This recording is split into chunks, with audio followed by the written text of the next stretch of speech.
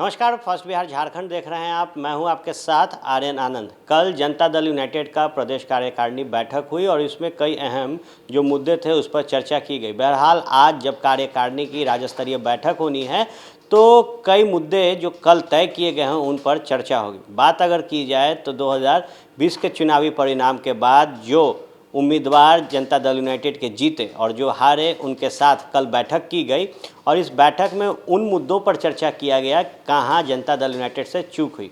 हालांकि अगर बात की जाए तो जनता दल यूनाइटेड ने पहले ही इस बात को स्वीकारा है कि लोजपा को एनडीए से अलग हटकर चुनाव नहीं लड़ने देना चाहिए था।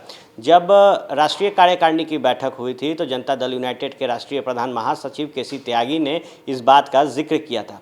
हालांकि अगर बात की जाए तो कल जब प्रदेश कार्यकारिणी की बैठक हो रही थी उस दौरान जनता दल यूनाइटेड के नेता और पूर्व विधायक बोगो सिंह ने खुलकर कहा था कि भारतीय जनता पार्टी के लोगों ने हमें वोट नहीं दिया है और इसको कहीं ना कहीं जो बैठक हो रही थी उसमें भी चर्चा किया गया था और इस विषय पर प्रदेश अध्यक्ष वशिष्ठ नारायण सिंह ने भी अपनी बातों को रखा और उन्होंने कहा कि आज जब कार्यकारिणी की बैठक हो रही थी तो जितने भी पूर्व विधायक और हारे विधायक थे वो आए थे और उन्होंने अपने अपनी बातों को रखा है और जो मुख्यमंत्री नीतीश कुमार है इन सब चीज़ों को सुन रहे थे और आने वाले समय में जनता दल यूनाइटेड उस पर मंथन करेगा। पहले आप सुनिए वशिष्ठ नारायण का ये बयान। ये सभी बातों पर लोग खुल करके बोले और इससे लोगों का मुख्यमंत्री ने उनकी बातों को सुना और सभी पार्टी के लोग अवगत हुए और पूरे मुस्तैदी के साथ बोले। 500 सरकार चलेगी।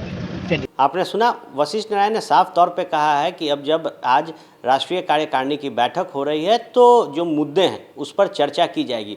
हालांकि कल जब विधायक के हुजूम पहुंचा, नेताओं का जनता दल यूनाइटेड का हुजूम पहुंचा तो जो मुद्दे थे उस पर चर्चा की जा रही थी।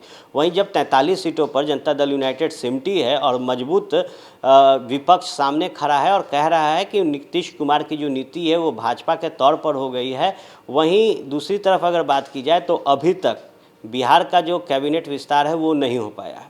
इसको लेकर भी लगातार कहा जा रहा है कि आखिर क्यों इतने बेबस हैं नीतीश कुमार। और आज जब राज्य स्तरीय कार्यकारिणी की बैठक हो रही है तो इन तमाम मुद्दों पर चर्चा की जाएगी कि पार्टी को किस तरीके से मजबूत किया जाए और जो एनडीए की सरकार है इसे बिहार में बेहतर ढंग से चलाया जाए।